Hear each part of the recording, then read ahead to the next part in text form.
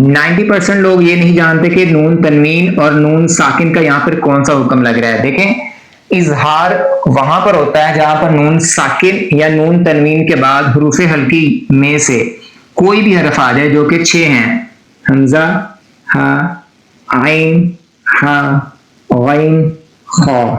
اگر ان 6 حروف میں سے نون ساکن اور نون تنوین کے بعد کوئی بھی حرف آ جائے وہاں پر اظہار ہوتا ہے. ٹھیک ہے، یہاں پہ نون ساکن کے بعد ہا آ گیا یہاں سے تو یہاں پہ اظہار ہوگا. کیسے پڑھا جائے گا؟ انہم. یہاں پہ دیکھیں یہ نون تنوین کا ہے، یہاں پہ 2 زیر آ رہی ہیں، اس کے بعد خا آ رہا ہے، خا اس کے اندر سے ہے لہذا یہاں پر بھی اظہار ہوگا. کیسے پڑھا جائے گا؟ ذرۃ خیرن. ایسے نہیں پڑھا جائے گا ذرۃ، اخفا نہیں کریں گے، اظہار کریں گے دونوں جگہوں پر. ٹھیک ہے، اب آپ کے لیے چیلنج یہ ہے کہ آپ نے یہاں پہ بتانا ہے کہ یہاں پر کون سا قاعدہ لگے گا. یہاں پر نون ساکن.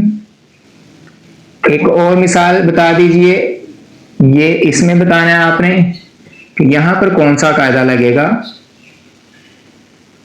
نون ساکن کے بعد عین آ گیا، نون ساکن کے بعد خا آ گیا تو یہاں پہ کون سا قاعدہ لگے گا.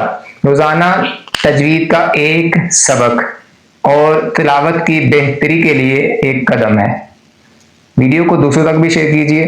جزاک اللہ خیرہ.